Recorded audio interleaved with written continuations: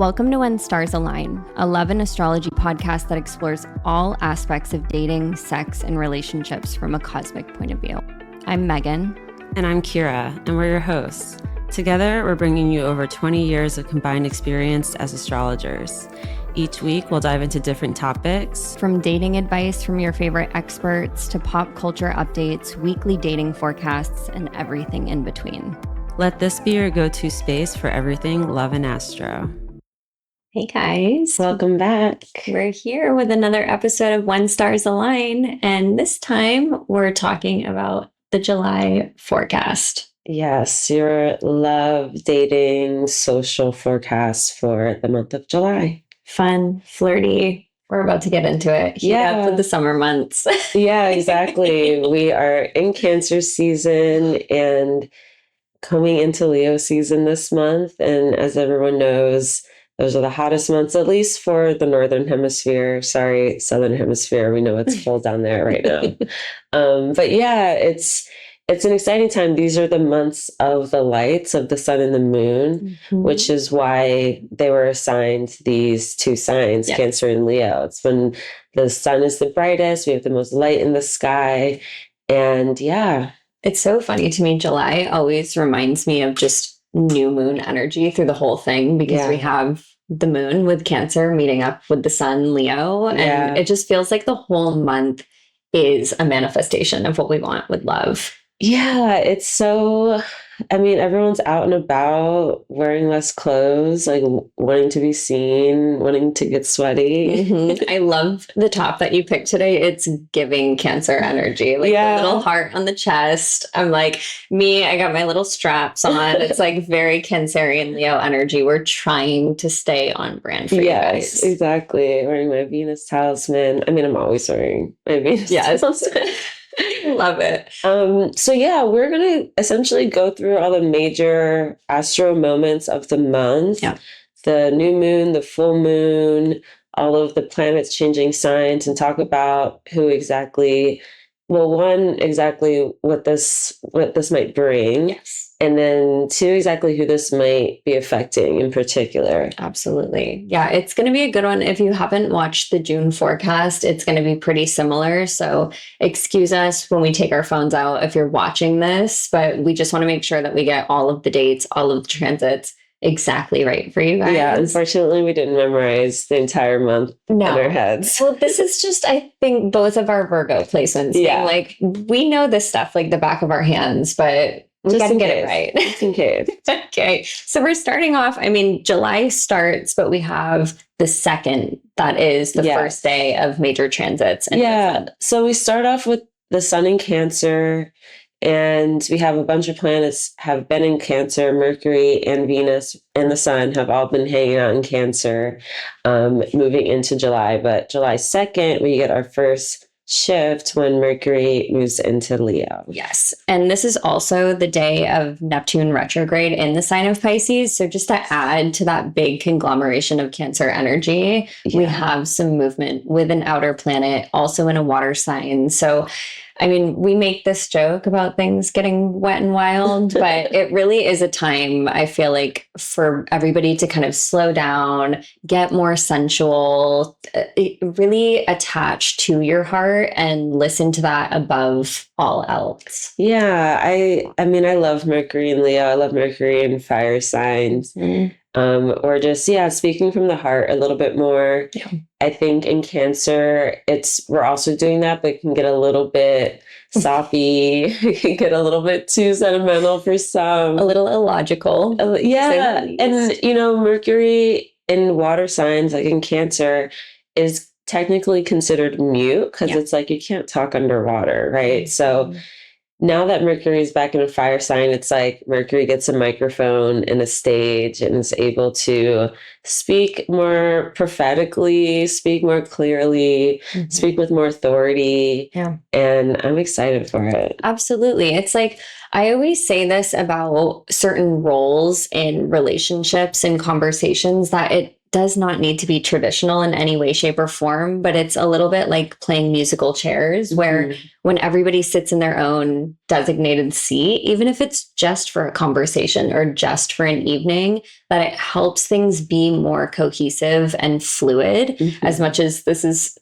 Mercury in a fire sign, it's like the fluidity of everybody knowing their role and gaining a sense of confidence. When you walk and talk with confidence, people aren't guessing or second guessing about where you are and where you stand. And I feel like it makes dating so much easier from that space. It's a lot more fun and flirty. I mean, especially for like flirting and engaging in these conversations. That's a little bit less, emotional and sensitive as it was in Cancer.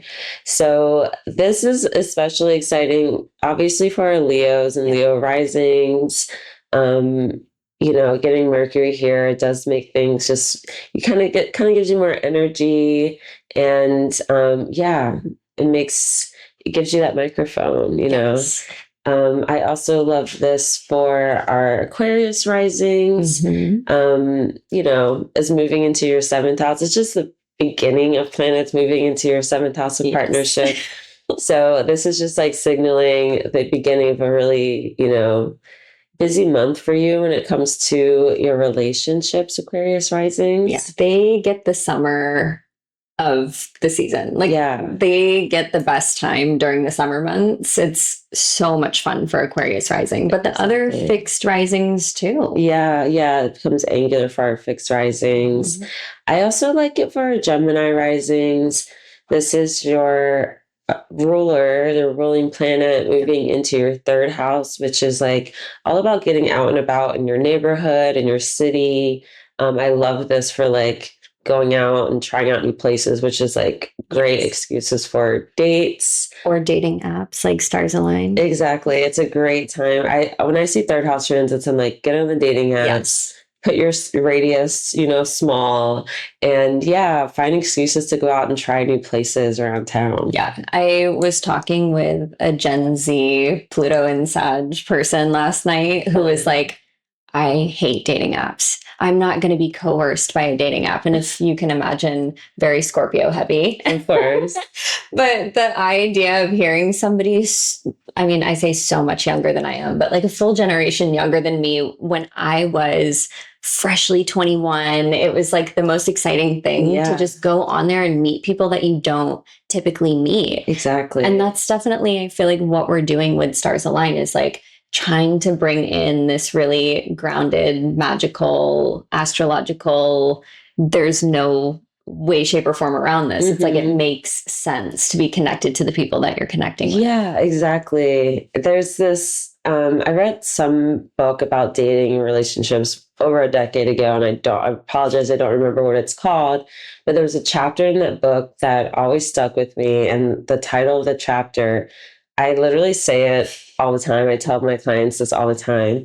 It's date for fun, not to find the one. Yes. And you're so much more likely to find the one when you're having fun with it. When you take that constricted expectation, like such a pressurized way of going about dating when you're trying to find the one instead of having fun. That's incredible. Exactly. Like using it as an excuse to go out, meet new people, like have a good meal, get to know someone, share more about yourself, like that kind of shifting your priorities to that instead of like, is this person going to be the one, and putting that much pressure on it can be a really nice shift in perspective, especially moving into this season. Yeah. And with that July 2nd Mercury in Leo transit, it's like, even just testing how it feels to have the microphone, testing how it feels to have confidence. Like it's fun for you to explore a version of yourself as much as it is fun for you to explore other people when you're dating. So I think this is a great transit to get on out there. I think so too. Yeah. Make the first move.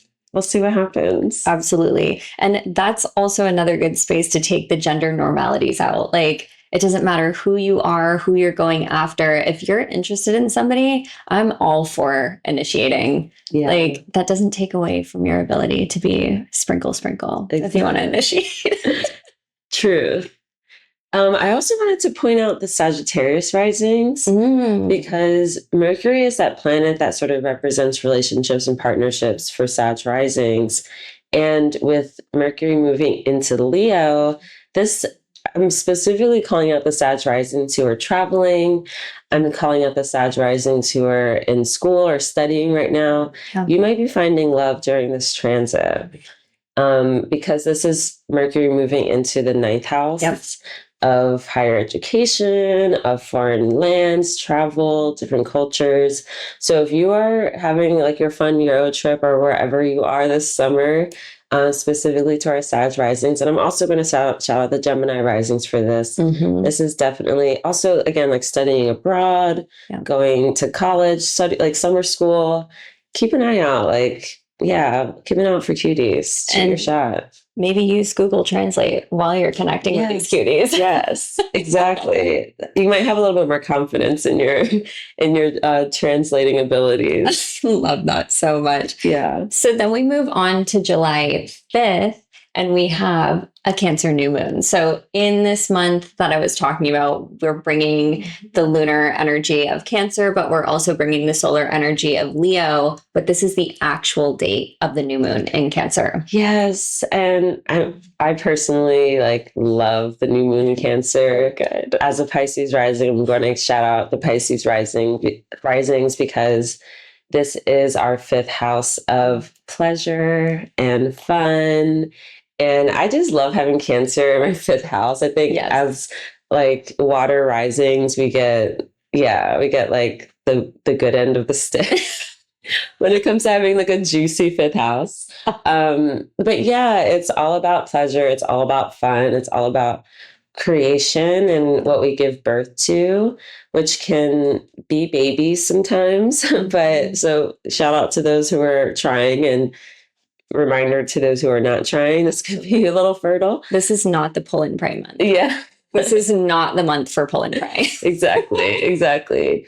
But yeah, it's a fun, flirty time. And I think especially for Pisces risings who haven't been out there lately, this could be a time where you're oh, I'm feeling time to open up an app again, or time to go out to the bar and see what's up. Absolutely. And we can't forget about Capricorn risings with this Cancer new moon too. You guys have your 7th house of relationships being lit up by this new moon. So for anybody with prominent Capricorn placements, but specifically Capricorn risings, this is just going to be such an incredible new moon for you to start opening your heart to the type of life and connections and relationships that really fill your cup. I would really suggest to everyone, but I think especially the Capricorn risings and those who are wanting to bring in new types of relationships, new types of love, to journal and think about what your ideal is.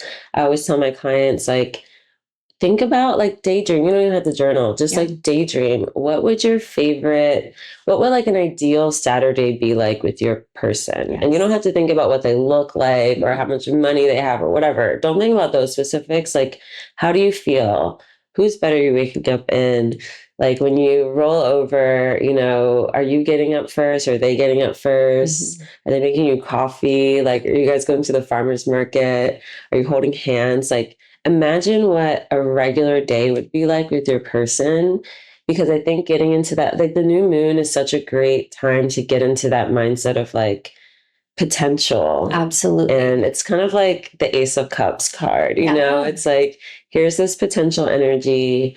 What do you want to grow with it? I know. It's such a powerful way to put it too. You don't have to go along with the status quo of how to manifest something.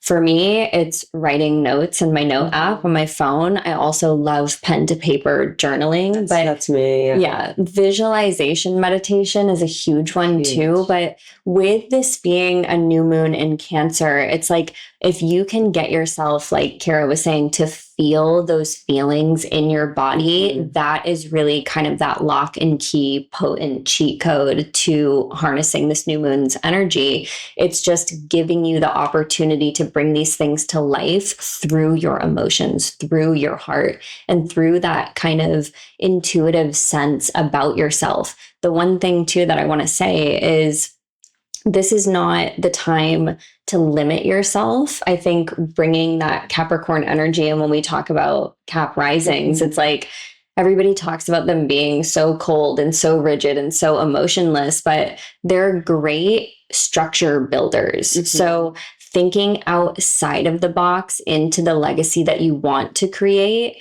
Don't base what you're calling in off of what you've already had or what you're currently entertaining. Really allow yourself to go deeper into your heart space and try to call in the type of love and relationship that you've always dreamed of. Exactly. Yeah, you can't get what you want unless you know what you want. And a big part of that is allowing yourself to dream and to like literally fantasize, especially with Neptune stationing retrograde. And it's the time to do it. So don't shame yourself out of it. Totally.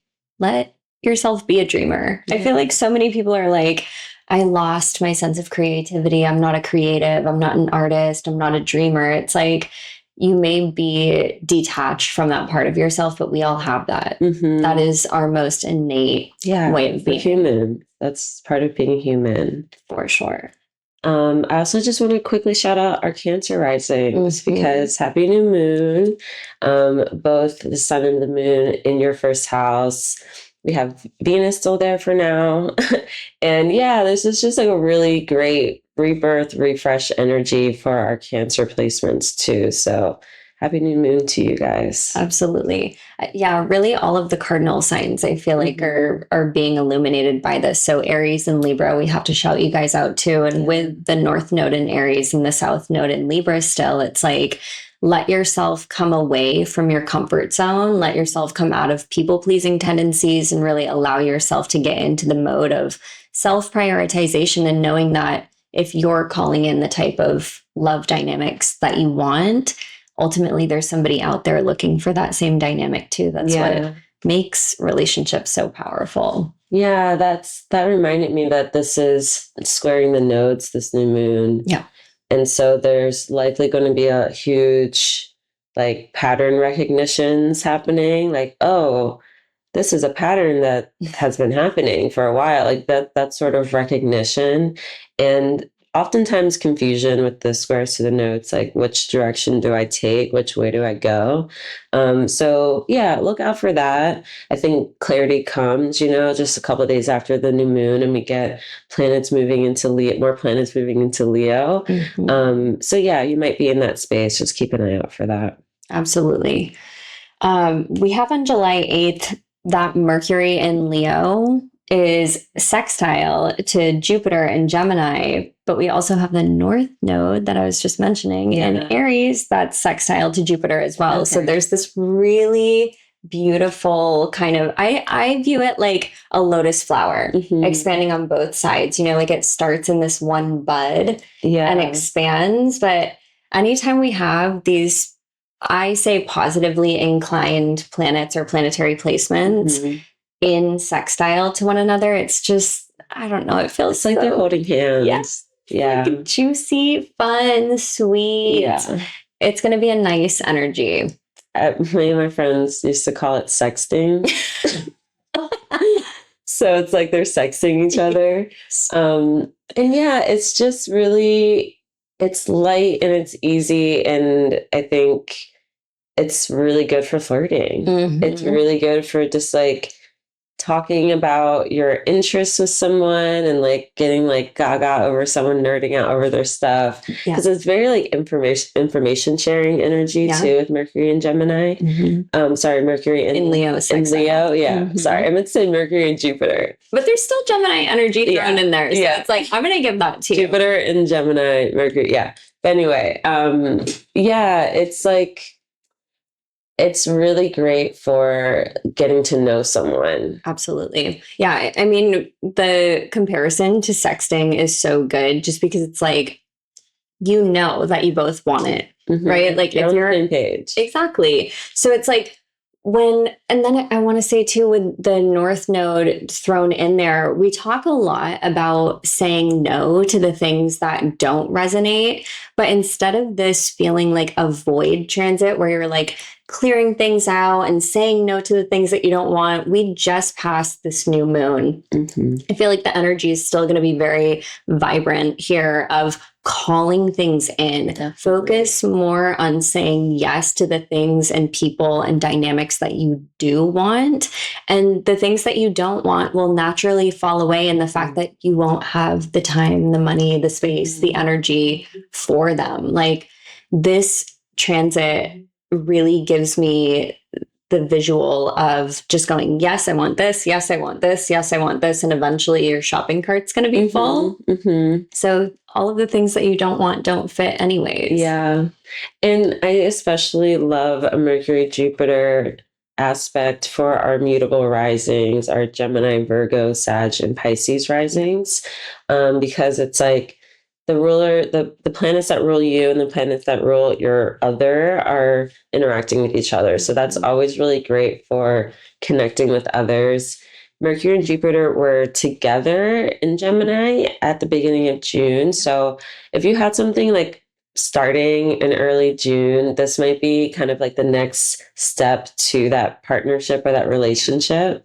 So yeah, I really love this cute little sextile. Yeah, it reminds me of when Ashley Ray was on and she was talking about her social experiment, dating through the zodiac. Yeah. If you haven't listened to that episode, you have to. So good. But she was talking about going back on her dating apps and responding to people when it felt good for her. Yes. And being like, oh, hey, sorry, I don't go on here. Let's pick this back up. Like this transit, even if you don't have somebody that you're actively building chapters of your book out together, it's like maybe see who you've book ended in the past. Yeah.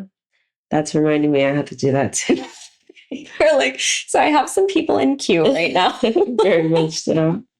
I love it. We have this on July 11th. Our lovely Venus is leaving Cancer and entering Leo.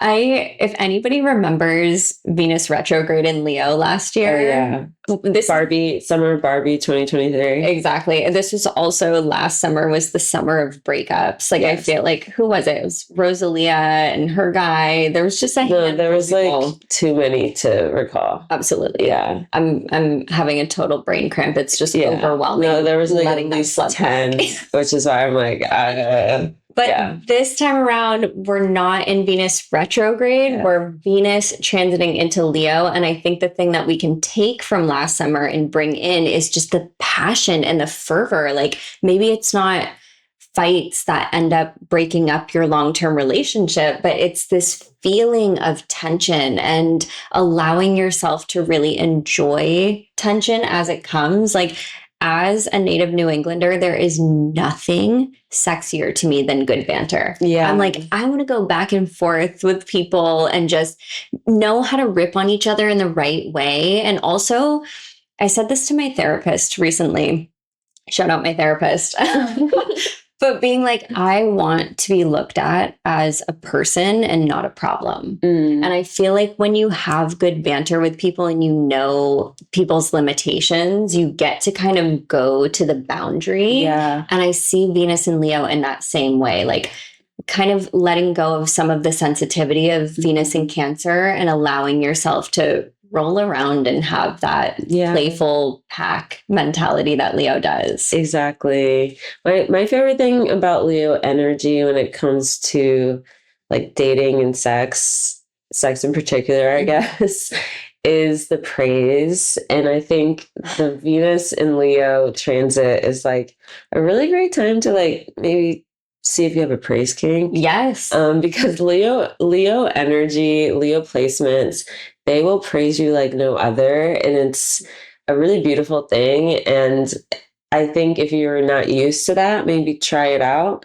for yourself or others, you know? This is also a great time to slide into somebody's DMs, leave the thirsty comment. Yes, like compliment people just because also. People want to recognize their own specialness. And I think too, it's a great time to recognize that being special and important is not in scarcity. Like we can all be special and important in our own way. So why not find somebody that sees how special and important and unique you are? Yeah, and let's try for some like fun, unique openers and compliments.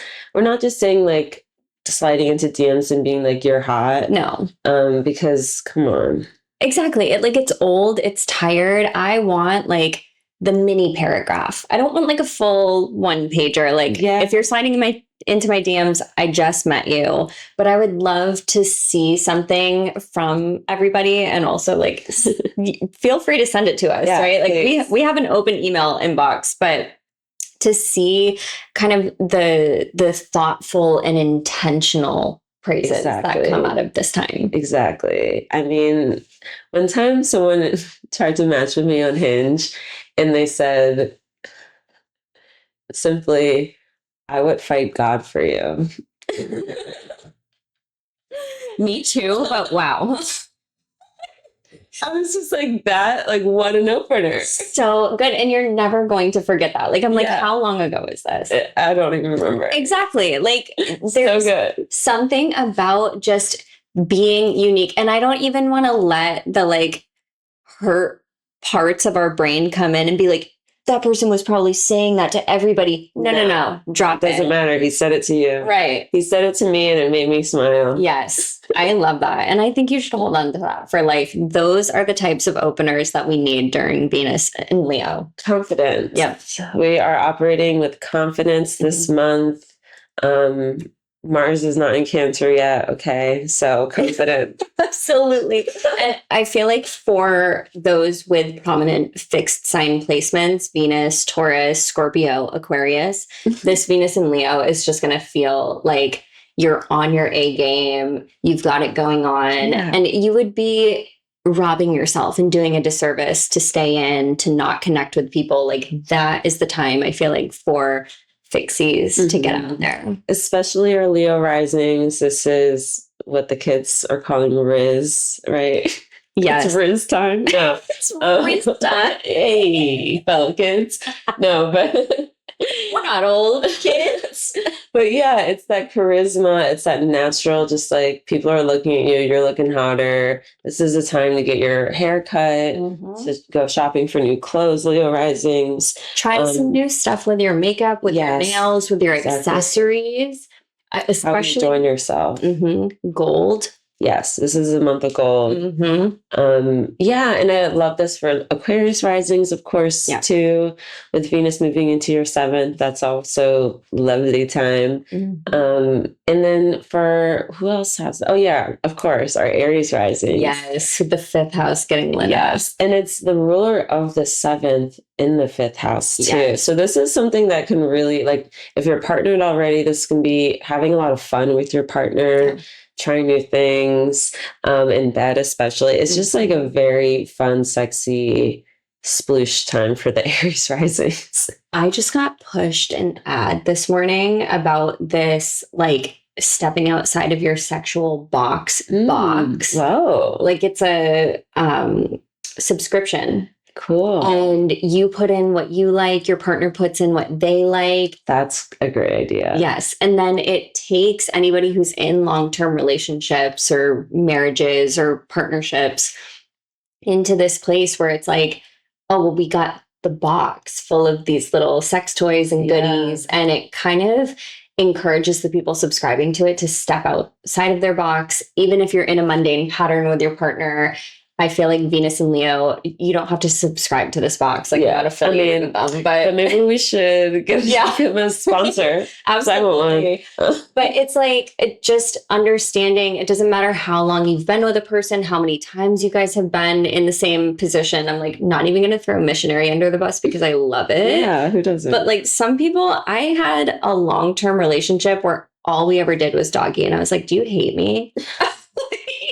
No, I mean, I would, Yeah. It's like step outside of your own box is all I'm trying to get at. Yeah, exactly. Even the kinkiest, wildest, craziest stuff, if you're doing it over and over again, can leave out space for what you actually want to try and enjoy and gain novelty from. And this doesn't have to be with a partner either. Exactly.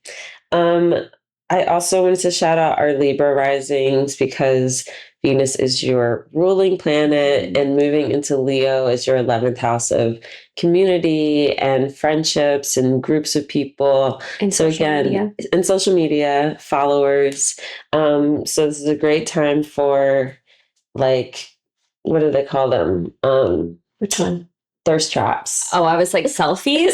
I was like trying to be hot. Love it. Great time for thirst traps. Yes. So our Libra risings, I think it's like a great time for like saying yes to when friends invite you to something, say yes, because you are expanding your network and your whole social scene right now. And I think it's just like a fun time to be out and about. Absolutely. And don't be afraid to take up space. I feel like we have to remind the Libra risings, like, yes, you are charming. Yes, you are beautiful, but you don't have to work overtime to support a potential partner or your crush or your friends when you go out. Like, I feel like I've met so many people with prominent Libra placements that are like, okay, taking a back seat, like not wearing what they want to wear, not smiling in photos, not putting themselves out there because they don't want to make others feel insecure. This is not the time for that. No, not at all. I'm thinking about my sister who's a Libra rising with Venus and Leo.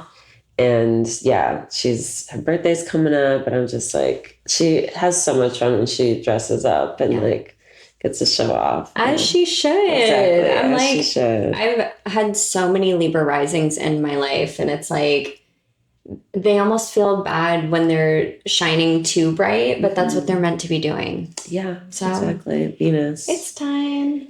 So we get kind of a weird, like, testy configuration on July 15th, like right in the middle of the month. It's like a story arc. Like at a certain point, like everything can't just be going good and fine and dandy without some level of taking a step back, getting more introspective. And on July 15th, it's a disruptive energy. It's very disruptive. We get it every 2 years. It's not like super rare, but it's Mars conjoining Uranus. And this is happening in Taurus. This last happened 2 summers ago in 2022. And for me, I remember it was like I was traveling in Europe and it was like the summer of bags being lost. And it was just like everyone's luggage was being lost. Everyone's planes were being about this. It was horrible. Everyone's planes were being delayed, and I don't know if you remember this, but there was like a crazy amount of plane delays, and a lot of like strikes and things like that. So disruptions, right? I think I got stuck down in Oaxaca while this was happening. I got stuck in Toronto, trying to get back from my grandmother's funeral, and then they lost like my entire bag that I had traveled to Europe with. I didn't even get it back. Didn't get it back. No, like not until like months later. Because like, See, but Mars and Uranus both have this really unpredictable nature to them. So it's like, even if you packed that bag perfectly, even if you had an air tag on it, even if you had, it's like, let yourself be slightly more surrendered and easygoing during this time, because this sudden shakeup mixed with action orientation in the sign of the tangible in this Taurus energy, it's like maybe try to find some free date ideas as well. If you're dating during this time, I think expect some sort of disrupt, especially depending on who we're talking about.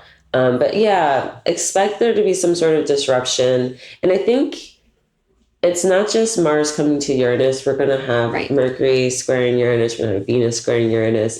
Eventually the Sun. So everybody's looking at Uranus. Yeah, exactly. Everyone is kind of having to encounter these like disruptions or surprises. It's not always bad. Right. But there's a surprise can be a disruption regardless. Exactly. Like think about this as the potentiality of somebody that you've had a crush on for a really long time sliding into your DMs. You know what I mean? Like that has disrupted your whole belief system of like, this person is above me, when you're seeing that you guys are actually eye to eye. You know, there's so many incredible ways that disruption can come into play. My superstitious grandmother used to tell me, every time you're stuck in traffic, it just means that you're avoiding an accident. And even when I get really aggravated with being late, it's like there's some reason that it's happening. So if you're late or the person that you're going on a date is late, try to kind of have this release of expectation, because the disruption does not always need to be an inherently bad thing. We're not here to fearmonger you guys with this. And it can, I mean, the other examples, like it could be something like the person that you've been talking to all of a sudden gets a job in the next state, and it's like, well, what does this mean for us? You know, that's not necessarily good or bad, but it's a disruption to the relationship, right? There's so many different things that can come about. Some people are going to get ghosted, right? Some people are going to break up, but it's not going to be, it's not like the breakup aspect. Yeah. I feel like a cliched MySpace post where I'm like, everything's going to be okay in the end. If it's not okay, it's not the end. Yes, literally that. That's so, oh God, you just took me back to like 2003. I mean, maybe that's where we're going. Yeah, that's so good. Everybody turns into like MySpace supporters under this, and it's like that disrupted something for Zuck. Hey, I'm here for it. I'm here for that. So yeah, I want to like especially highlight our Taurus risings. This is happening in your first house. And Mars is that planet that's that significator of relationships, partnerships. Yeah. So this could be some weird, this could be particularly weird for our Taurus risings, I think. Also our Scorpio risings, also our Scorpio risings, as Mars is your ascendant ruler. This is happening in your 7th house. So again, keep an eye out. Like Meghan said, it's like surrender to it. Know that this disruption is for you. You know, there's something that needed to be shaken up a bit. And usually you kind of just have to wait for the dust to settle after that little earthquake to see what that is. So yeah. And if you're newly single, now you get to try out Stars Align. So yeah, exactly. Exactly. No, but I want you to think back if there is disruption that happens to you during this time and it feels negative and it feels like the end, to just remind yourself of the times that you felt like that in the past. Like, I remember crying over my ex-boyfriend that I used to live with in New Hampshire. And now I'm like, I was living in a tiny apartment with this guy in New Hampshire who cheated on me with one of my coworkers, and like he's a car salesman. Like, I'm fine. And I was like, you think about all the people that you cried over, and you're like, ugh, waste of tears. Absolutely. So cry it out, feel it out. We're definitely not going to take you away from that while we're still in Cancer season. Like, feel the feels. This is also the last one in Taurus. I know. So yeah, I feel like it's breaking patterns. It's very much like sometimes a violent break to a pattern, but now I'm just remembering where this is happening for me, and I'm like, oh. But I feel like it's going to happen on a societal level. Like, we even saw this. I know we already talked about this, but I'm like, whatever. I guess I don't mind throwing shade over here. But like, it happened even with the Bumble billboards. It's like, maybe we are dismantling old narratives that don't need to stick around when it's regarding love and relationships. Like, maybe we don't need to be told when we can and can't be celibate, you know, like just anything about your body, your choices, your relationships, your identity in the world. Like, if there are systemic oppressions upon that, like, maybe this is the time where we really start to see things happening on a societal level where we're all more free. Yeah, I hope so. Amen to that, sister. On the next day, mid-month, July 16th, We have Mercury entering shadow. Mm-hmm. Do you want to explain that? So before Mercury goes retrograde, there's always a shadow period. So there's this little bit of a build up before we get into the actual thick of Mercury retrograde. So we'll start to feel some of that implication of the Mercury retrograde for about 2.5 weeks beforehand. And then we also feel it on a post shadow period for about 2.5 weeks afterwards. So if you're already starting to get those like typos, you missed an email, your email went to somebody's spam folder, you're missing your flight got delayed or canceled, anything that has to do with what Mercury rules over, which is technology, communication, and travel, then we're getting this kind of introductory period of the Mercury retrograde. And I know this is not what anybody wants to hear during the summer months, but it's also a great time to slow down. Like this could be the point in time where you have 10 different people that you've connected with online, or, you know, your current partner and your ex-partner are still kind of holding pieces of your heartstrings. It's like, let yourself take a breather, take yourself out of the arena and really reflect on how it is that you want to communicate with, who you want to communicate with, and let this be a good thing. It's not always bad to pause. Yeah, I mean, I personally love a Mercury retrograde. But yeah, Mercury won't station retrograde until August 4th. So we'll definitely talk about that in next month's forecast. But know that for the next 2 weeks from mid-month till that retrograde starts, we're in the shadow period. And I think especially when it comes to dating, actively dating, just know that this is going to be, if you're meeting someone new, if you start talking to someone around this time, know that there might be a shift or a pause in some way. It's starting. Yeah, exactly. I'm summoning Mercury. Know that the retrograde may be part of the pattern of the relationship. Yeah. An example I always love to give, because I have a Mercury ruled 7th house, so Mercury really represents my relationships. Yeah. And, you know, my 7th house is Virgo. I was dating this guy who has like 4 planets in Virgo. Poor thing. Sun, Mercury, Venus, and Mars, all in Virgo. And he was great. But anyway, we started dating. I was his first ever Tinder date. Yeah, and we just... Wait, my first ever Tinder date was a Pisces guy. Oh, yeah? Okay, that nice. Yeah.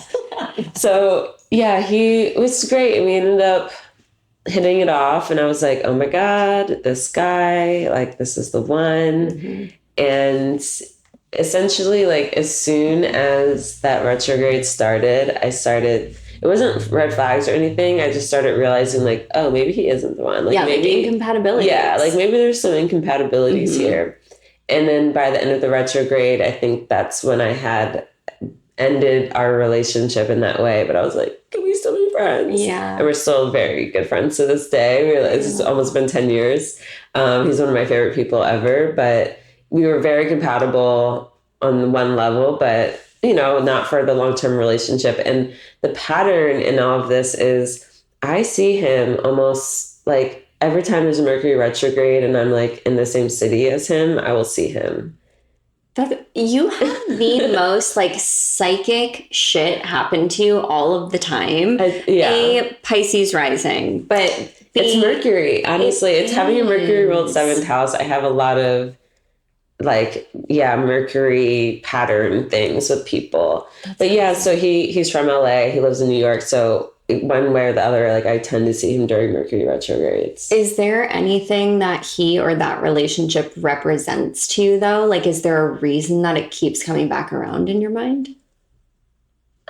I just think he's just one of my forever people. Yeah. You know, he's just meant to be in my life. Which is so solid. Like, I think if we can get over putting everybody into the box of either being a lover or being an enemy, it's like there's so many other roles that people can play in your life that are not romantic in nature. Exactly. And I have not a lot, but a handful of the people I've dated are like, not besties, but like people that are my forever people that like I would join a commune with, Love.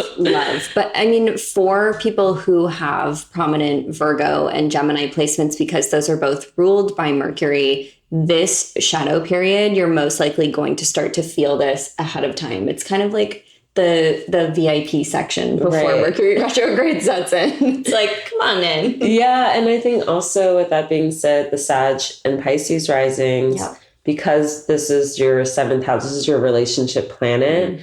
Every time there's, like I was saying, because I'm a Pisces rising, every Mercury retrograde does bring up some sort of like conversation about a relationship. Or honestly, for me, it's just like people come back around. That's why I love Mercury retrogrades personally. I just...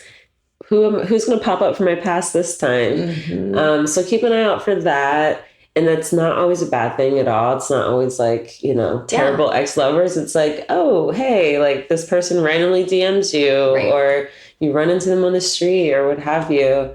And I think that's pretty lovely. But yeah, just look out for the patterns of like slowing down, pausing, and then reviewing or going back and really rethinking about things, reconsidering things, remembering things. You have all these words that happen during the retrograde, which we'll get more into next month. But just keep an eye out on that shadow period for the second 2 weeks of July. Yes. And as the month ends, know too that when these people pop back up, it's not happening for the same exact reaction either. Like it's happening again, so you can react to it differently. And maybe that means atonement or forgiveness or softening, but it could also mean setting stronger boundaries. Like I wish that we could be sitting on this couch hearing this information back when I was in a 4.5-year on and off relationship and being like, babe, you have every chance and opportunity to just be like, not this time. Yeah. We don't have to do this again.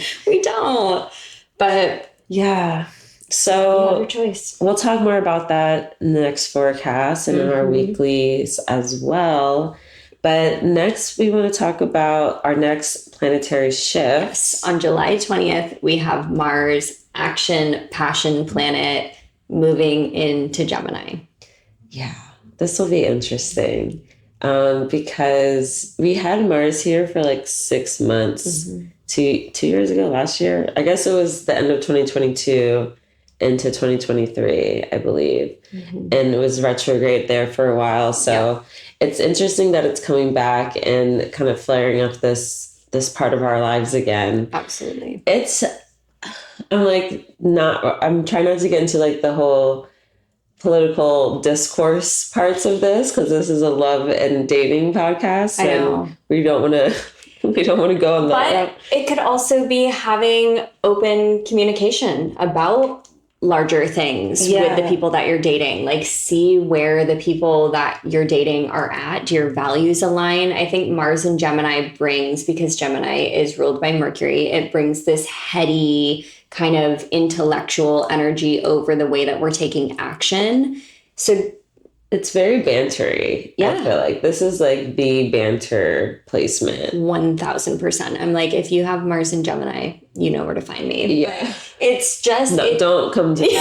I love it. Like Gemini for me is my second house. There's a level of like my self-worth and also like just abundance. And money and stuff that sits there. But I think Mars and Gemini people in particular are just heartbreakers. Oh, no, 100%. I'm like, stay away from me. I love you as friends, but don't break my heart. It's happened too many times. We need like a big wanted poster, and it's just Mars with like a little handlebar mustache. Yeah, it's like, of course, 2 guns because Gemini. Gemini risings, of course, we want to shout out you guys because you have a new planet coming into your first house. This will make you a little horny, I think. This will make you just wanting to go out and get after it. I feel like the horniest ones, though. What? Aquarius risings. Oh, yeah. Yeah, exactly. You got Mars in your 5th house, but I feel like Sag risings, too, with this falling into your 7th house, like expect sex. And this is the 5th house ruler for Sag risings in the 7th house. So yes. It's really hot. It's really hot. It's really slutty, which we are in full support of sluttiness. Yeah. More sluttiness, please. Everybody Men has too. a slutty side.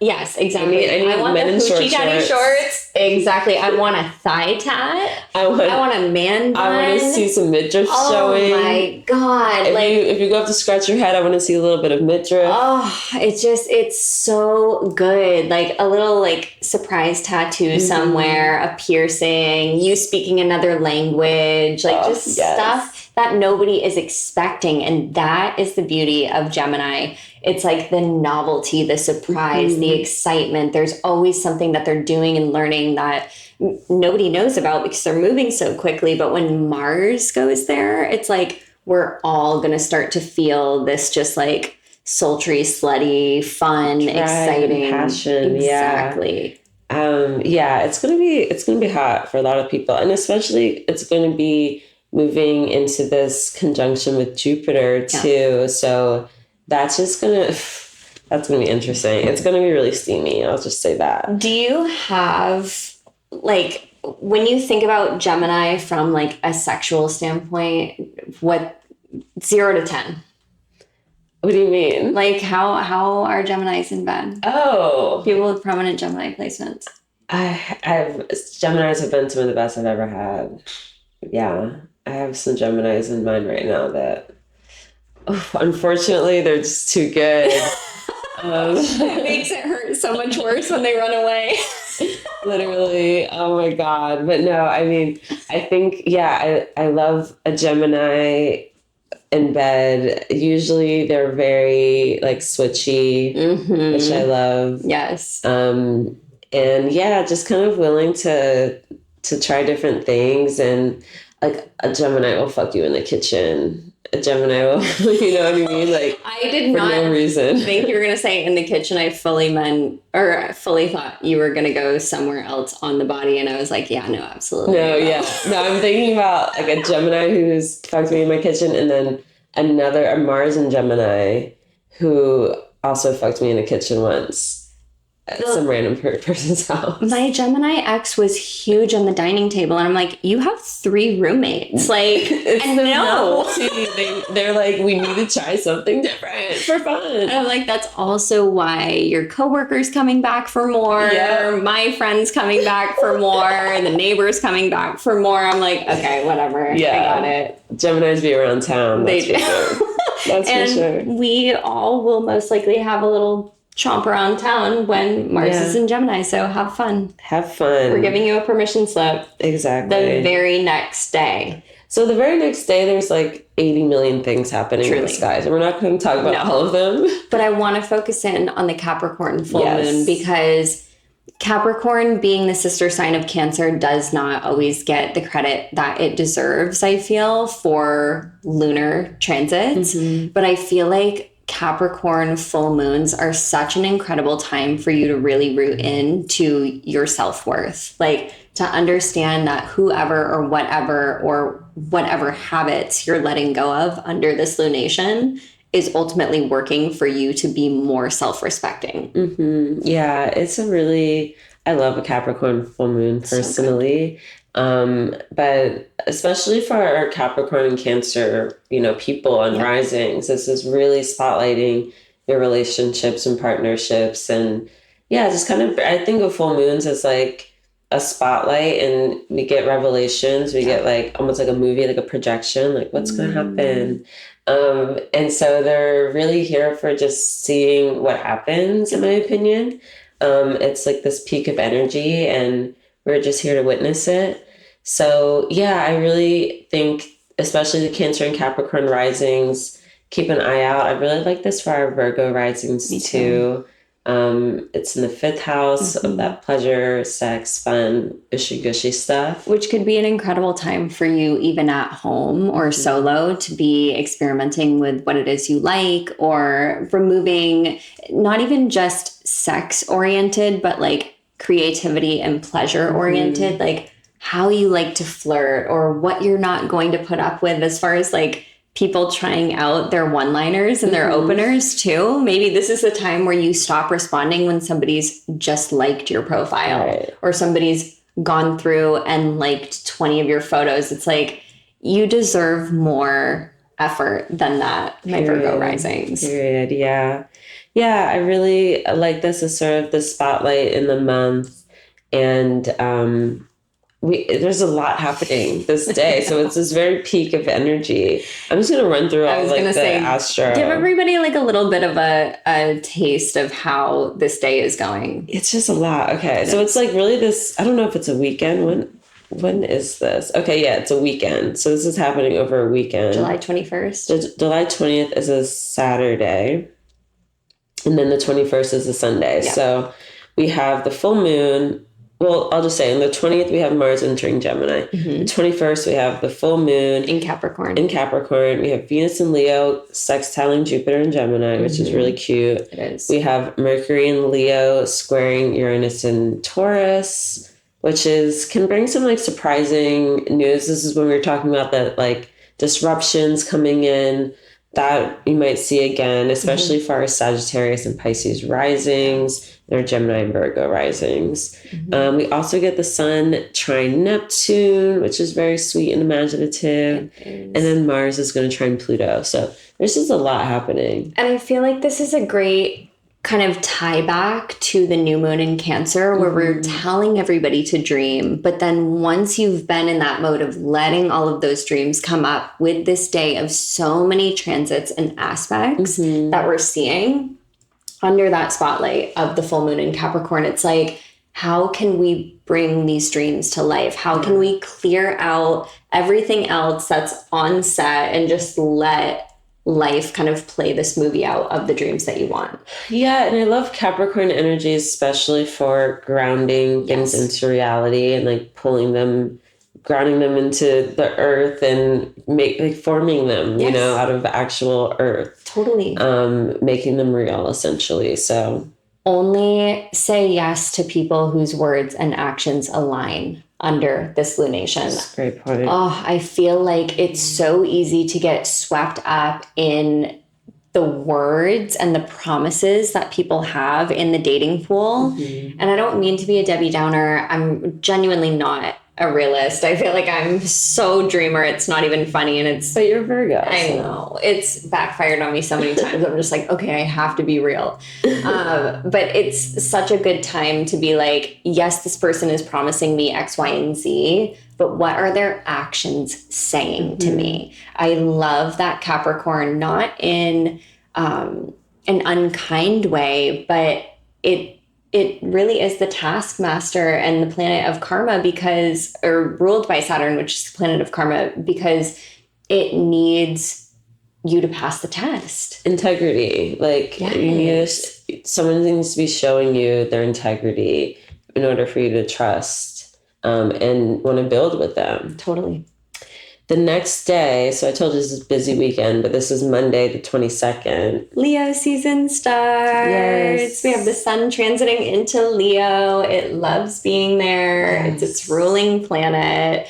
It's loud and proud and bold, fiery. Oh my God, passionate. Such a fun time for people to embody what they love about Leo. Like, it's okay to take up space. It's okay to be confident in yourself. Self-deprecation does not pass the test during this time. No. Yeah, it's a really, love Leo. I think everyone loves Leo season. I love this, of course, for our Leo risings. This is like giving you boost of confidence, Aquarius making you rising. glow, you feel good. Of course, our Aquarius risings, this is lighting up your relationship house. I also, again, love this for our Aries risings. This is really fun for you. Just, again, for having fun, getting some good. And, I feel like, especially with Mars and Gemini now, too, it's like Aries risings are going to be out and about. I feel like even Gemini risings, too, with this lighting up their third house, it's like, this is the time to get out there, to communicate, to network, get on the apps. Yeah. Like, there's a reason that we've sat here and cooked this up behind the scenes the way that we have. Like, Stars Align is really going to be the place to be this summer. Yeah. It's just such an incredible summer, I feel like, with the way that astrology has made itself known in the mainstream, and people starting to understand that this isn't just a woo-woo concept or an ideology. Like, it's really getting so much closer to becoming its own science, its own space of validity. And Leo season is just asking you to embody all of who you are, your whole chart. Let yourself be known, and don't be afraid to ask for the other person's birth chart. This is a great time to see if you're actually compatible or not. Is this person worth your time in Leo season? Yes, exactly. I'm really stoked for Leo season because I feel like it's going to give folks that boost of confidence and just that like vibe of like, summer's here. I don't have much more time to waste. Yeah. Like, let's do the thing, you know? Absolutely. And I always say that self-prioritization just makes your place in society more well-known. And when you're clear on who you are, that can only benefit the way that things are working in a group setting. Yeah. And last but not least, on July 25th, we get Mercury entering Virgo. And yeah, this is interesting because Mercury will be here for a bit. It's going to station retrograde here, which again, we'll talk about next month. But Mercury is at home in Virgo. Absolutely. It's the ruling planet of Virgo. It loves being there. And I mean, as much as I was saying, make sure that people's words and actions align under the full moon in Capricorn, I feel like when Mercury is in Virgo, it's like, even if I'm going off of the words that you're sharing with me, just make sure that they're clear. You know, like, have your dates planned out, have some intention put into the love letters or the DMs that you're sending. Yeah, it's great for just like very effective and efficient communication. I love it. I love it for Pisces risings like myself. This is one of my favorite times of year. Because it's just like more people around and being able to really connect more easily with people. Of course, for our Virgo risings, this is excellent. This is your ruler coming back home, more confidence, just feeling like you're more effective and like on it. Yeah. And those with Gemini placements too, because Mercury also rules over Gemini. And then we have Sagittarius placements as well. All of our mutable placements are really going to see a boost in the way that they're communicating with other people, how other people are perceiving them in communication, and just knowing that there's something special to be said from these folks, really from everybody. Like, Virgo to me is meticulous with purpose. So it's not criticizing and it's not being difficult just for the sake of being difficult. It wants to see flow and streamline. And when Mercury enters into Virgo, it's just like everybody's getting like their own personal assistant. Yeah. It's such a great energy. And people just are able to find the right words for what they're trying to communicate a lot better when Mercury's in Virgo. This is a great time to rewrite your dating bio. Oh yeah, maybe get some advice from some people. Yeah. This is great editing energy for sure. And we still have Venus in Leo, so it's new pictures. Nice. That's a great idea. I also like this for our Taurus risings because this is your 5th house ruler coming back. And I just think for a lot of people, it's going to make it so you have a lot more options around.